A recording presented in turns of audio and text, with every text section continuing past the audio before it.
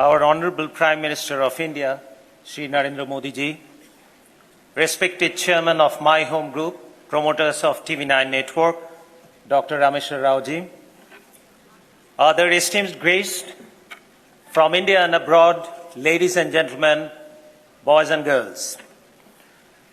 It is my privilege to welcome you all to the third edition of What India Thinks Today Summit, which begins with a keynote address from the Honorable Prime Minister. As we all know, at the core of Modi ji's vision is India first. To realize his goal of Viksit Bharat by 2047, I understand, sir, that you are focusing a bit more on three constituencies. I take the liberty to express that. These constituencies are the youth of India, the women of India, and the Indian diaspora. I have always maintained that women empowerment and women-led development should be the foundation of anything that we do as a society. So today, we have turned our focus to the other two constituencies. As far as the global diaspora is concerned, we at TV9 Network have initiated our engagement last year in the News 9 Global Summit at Stuttgart, Germany, which will be bigger and better in October later this year.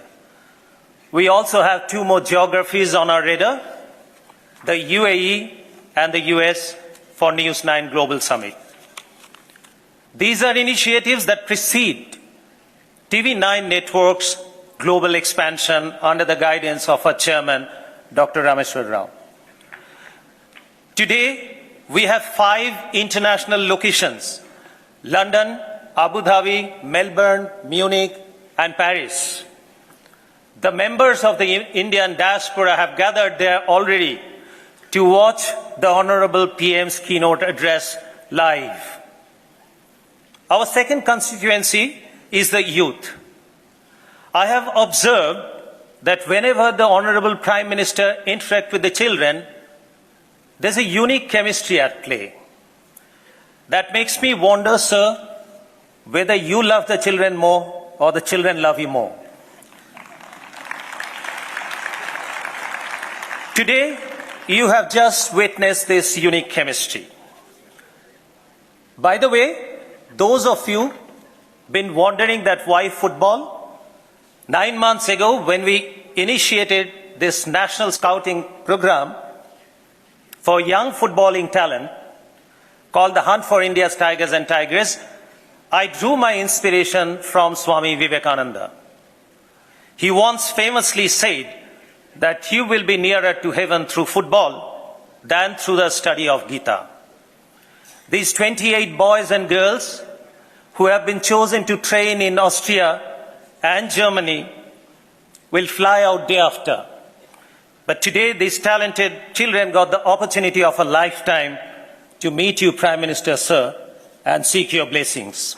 I have no doubt that these young tigers and tigresses, some of them, if not all of them, will eventually bring glory to our country.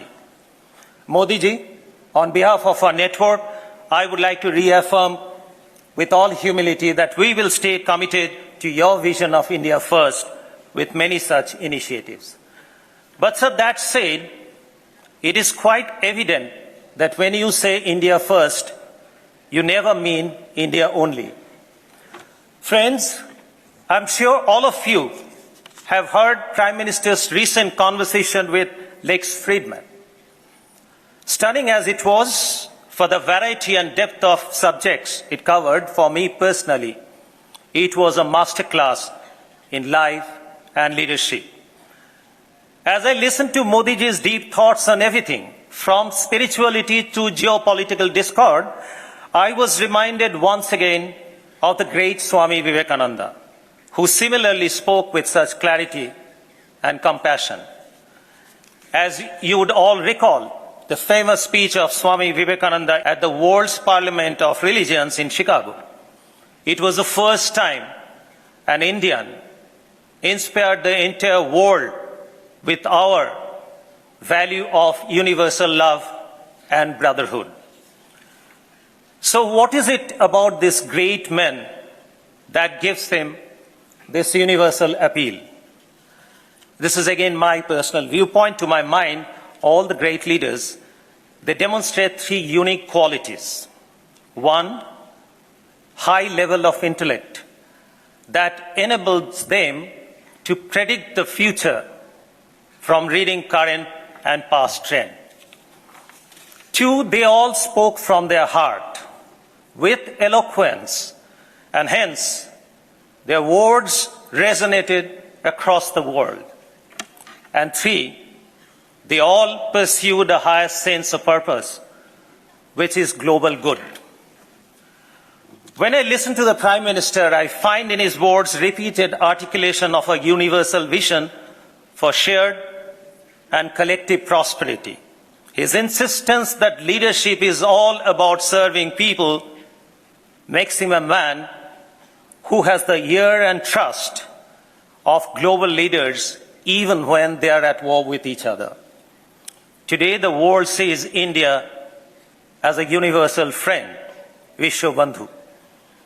And the Honorable Prime Minister is no doubt is the tallest and most admired statesman in the world today.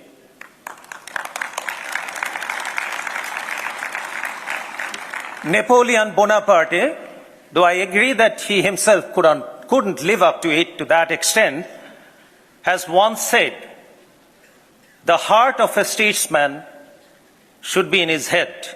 Sir, your actions have demonstrated that without any doubt to a world who is keenly watching.